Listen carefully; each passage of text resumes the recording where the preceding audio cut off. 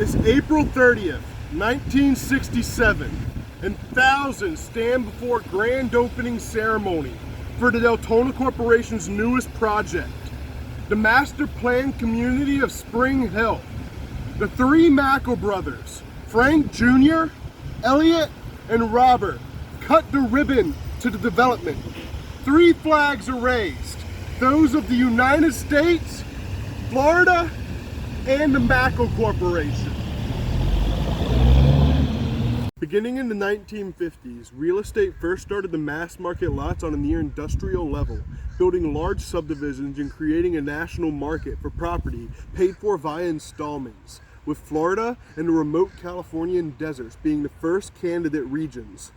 Pre-planned communities oriented on amenity became common, and heavy advertising pushed the properties as having investment potential.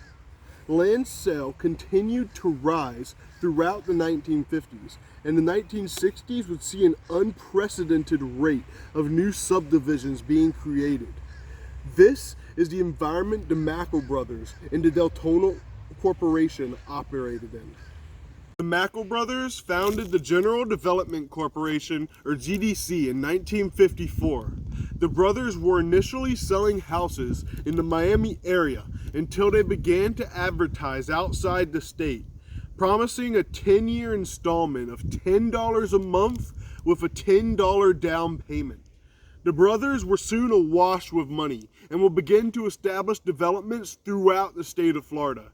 In 1962, the Mackle brothers established the Deltona Corporation and would build the city of Deltona north of Orlando, then called Deltona Springs. The same year, the brothers bought large tracts of land on Mackle Island and developed the island into an upscale community consisting of luxury hotels and beachfront homes.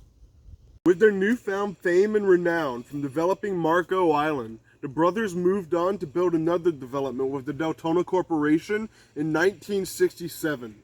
This new development would use identical plans to those of Deltona and was initially slated to be called Spring Lake.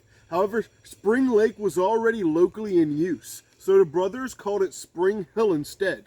The area Spring Hill was built on was initially a large tract of sand pine scrub with high biodiversity and a large number of endangered longleaf pines, but the development led to large-scale deforestation. Others developed a detailed plan for Spring Hill with 7 schools, 23 churches, 500 acres of commercial land, and even 2 golf courses. This level of development planning was uncommon for the second land boom. In the original development, 28,500 plots sold out within 3 years. The area has grown rapidly since. However, the second land boom was a real estate bubble much like the first, and this bubble will begin to pop in 1973. The Mackle brothers sold land based on a 10-year installment period, where the company was to develop roads and drainage, then construct and deed the lots. However, the first 6 years often saw little development expense except for marketing, sales commissions, and offices in the communities being developed. Eventually, the liabilities for the ultimate construction of the community would loom, and as construction commenced, the money began to drain out.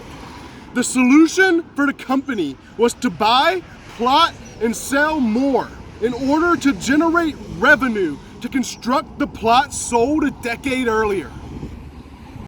In 1973, an economic recession alongside increased development prices, increased regulation, an oversaturated market, negative press, and the looming energy crisis all led to the end of the second Florida land boom, with demand for new housing falling quickly.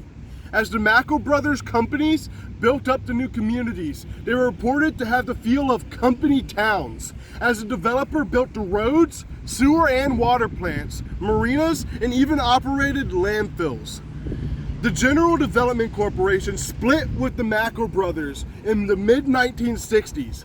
However, by the late 1980s, the GDC management team was accused of fraudulent home sales, and the corporation became defunct in 1991.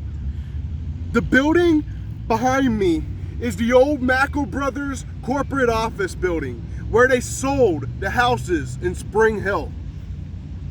The Mackle Brothers played a risky game in the development of communities in Florida, but their efforts led to the establishment of many new cities throughout the state.